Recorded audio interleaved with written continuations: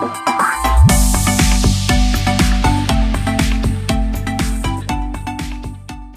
Sobat Dispora, kembali lagi bersama Gelanggang Inspiratif Dispora Beraksi. Kali ini kita kedatangan tamu Duta Pemuda Kota Tangerang yang berprestasi. Yuk kita ngobrol bareng.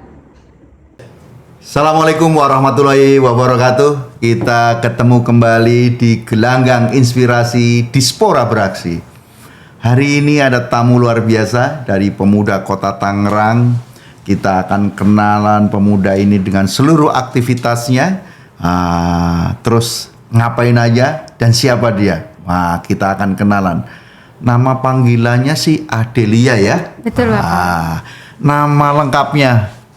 Halo pemuda semuanya, nama saya Adelia Nurfadila. Saya dari Ciledug.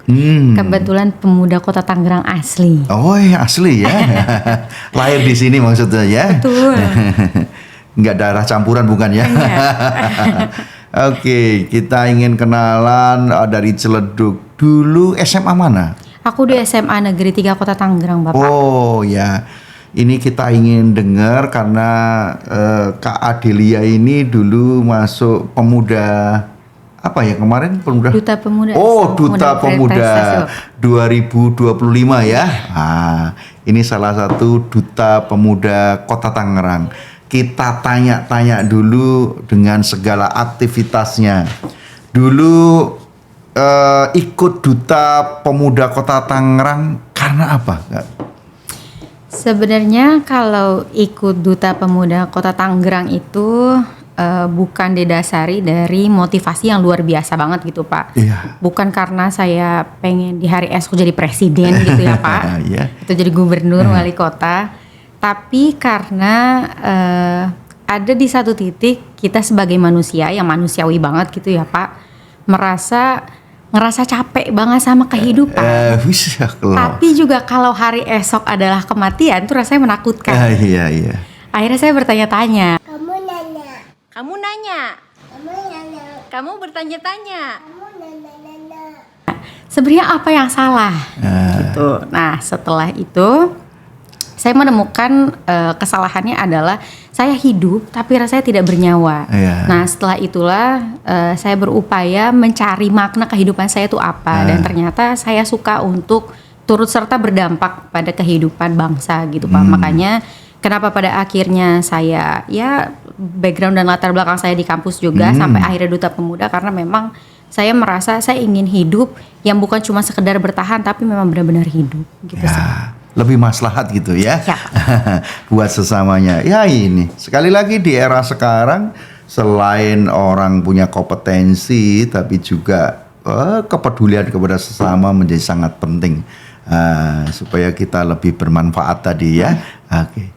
Boleh cerita dikit, spill dikit dulu aktivitas organisasi waktu kakak di sekolah, waktu di kampus itu apa aja Kak Adelia? Kebetulan saya aktif menjadi sekretaris umum 2 kali di masa kuliah saya.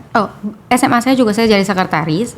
Bahkan OSIS atau apa itu sekolah? MPK. MPK ya. Terus kuliah di mana Kak? Aku kuliah di UMJ. UMJ ya. Terus? Aku jadi sekretaris umum di IMMFH juga dengan DPM FH dan akhirnya aku jadi ketua BEM di FH UMJ. Oh iya. Tapi sempat demo nggak? Enggak demo. Oke, jadi aktivitasnya organisasi waktu kuliah ada beberapa itu ya. Apa yang pengalaman kakak ikut organisasi manfaatnya gitu? Apa Kak? Sebenarnya kalau dibilang manfaatnya sangat bermanfaat sekali. Kenapa? Karena dalam berorganisasi itu kan kita mengikuti 2 dunia ya Pak. Ketika di kuliah terutama ada dunia akademisi dan dunia organisasi. Rasanya kadang lelah sekali, tapi disitulah ternyata pembelajaran paling utama bahwa kita harus bertanggung jawab dengan apa yang sudah kita pilih. Mau rasanya ingin banget lari dari tanggung jawab itu, ingin rasanya istirahat sebentar boleh nggak, tapi ternyata nggak bisa istirahat karena ada tanggung jawab. Dan akhirnya itulah pengalaman atau manfaat yang paling saya dapatkan bahwa mau selelah apapun dalam tanggung jawab itu, tetapi pada akhirnya kehidupan itu tetap harus dijalankan, tanggung jawab itu tetap harus dilaksanakan. Jadi meskipun kita lelah, nggak apa-apa, nggak harus berlari, yang penting tetap jalan. Woi, keren. Nggak lari nggak apa-apa, tapi terus jalan. Wah, kehidupan ini ya. Jadi di organisasi tadi punya semangat untuk bertanggung jawab. Nah, ini hidup memang harus bertanggung jawab, nggak boleh lari dari kenyataan. Iya, ini luar biasa. Jadi sekarang kakak sudah lulus kuliah, aktivitas sekarang apa? Aku aktivitas sekarang kebetulan aku jadi paralegal di kantor hukum dosenku sebelumnya. Aku sekarang membantu beliau dalam mengurusi perkara-perkara di kantor hukumnya. Apa perkara yang sudah bareng-bareng bantu? Sejauh ini sih kebanyakan di masalah pertambangan sih Pak, perizinannya banyak yang bermasalah. Oke. Kalau nggak ada masalah pengacara nggak laku kan? Oke. Jadi sahabat, ini tadi sepil dulu apa kekuatan dari Kakak Adelia ini di berorganisasi, ikut juga kegiatan yang di Dispora adakan ya kemarin ya. Manfaatnya kita dengar semuanya. Maksudnya apa? Anak-anak muda Kota Tangerang harus memang punya kompetensi dan semangat juang yang tinggi untuk bisa survive. Sekali lagi tantangan begitu dahsyatnya ya kan kayak hari ini. Menurut kakak sekarang di era yang luar biasa, disruption yang perubahan yang luar biasa, tantangan apa buat anak muda ini Sari? Tantangan paling luar biasa untuk anak muda saat ini adalah arus informasi yang sangat deras. Sebenarnya kalau kita ngelihat di Undang-Undang Dasar, sebenarnya informasi itu hak kita ya Pak.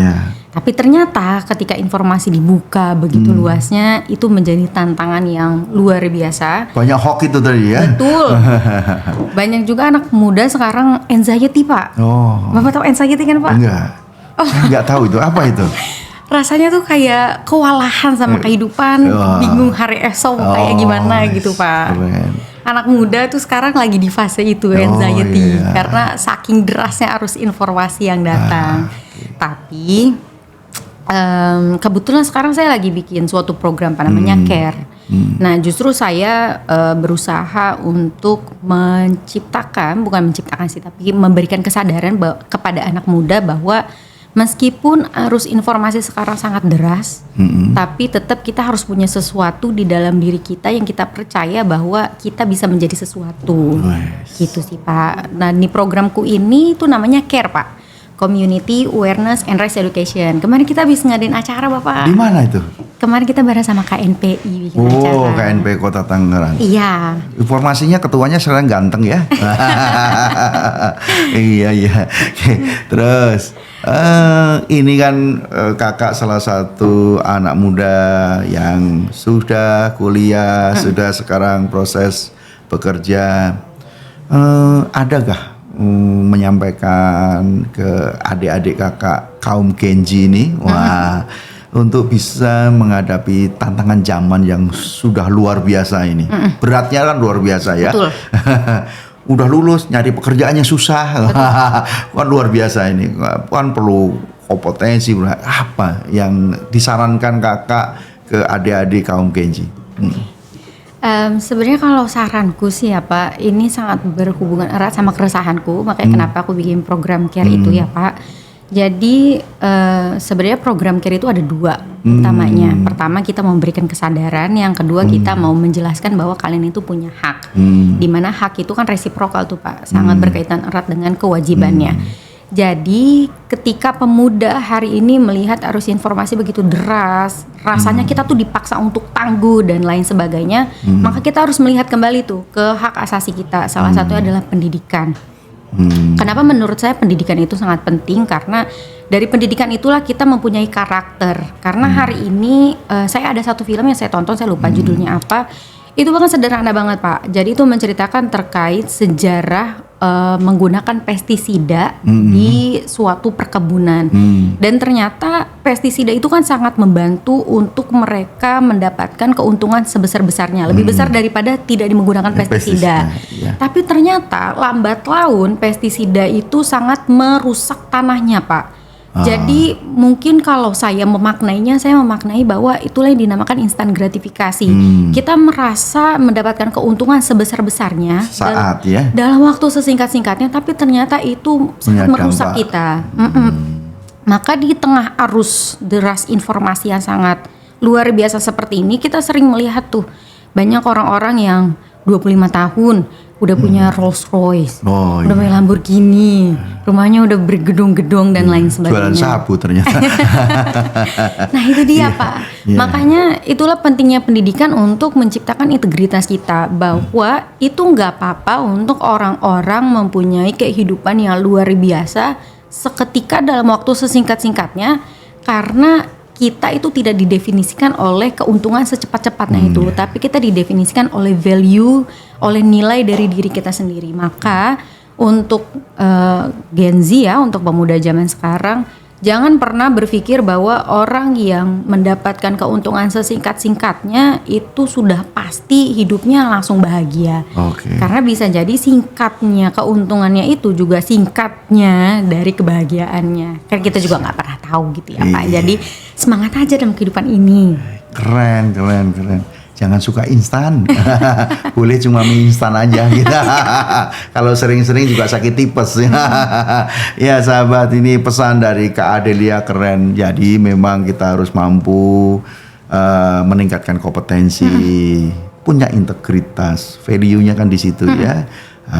Knowledge-nya juga harus ditambah, pengetahuannya, supaya kita memang bisa dengan kompetisi ini bisa memenangkan. Sepakat Bapak. Ini kehidupan itu kayak kompetisi ya. Ya ini ketemu bincang-bincang, kita sambung lagi besok dengan keadilan. Kalau kepanjangan yang nonton bubar ya. Ini kita akan kembali lagi dengan pemuda-pemuda yang lain, pemuda-pemuda hebat Kota Benteng, Kota Tangerang, untuk menginspirasi teman-teman kaum Gen Z maupun milenial Kota Tangerang untuk sukses di masa depannya. Terima kasih bisa ketemu Bapak. meluangkan waktu Kak Adelia. Iya, Semoga Kak Adelia sukses dalam kehidupannya. Amin ya Allah. Amin. Sukses selalu. Terima kasih. Akhirul kalam. Wabillahi taufik walhidayah. Wassalamualaikum warahmatullahi wabarakatuh. Makasih Kak. Terima kasih. Ada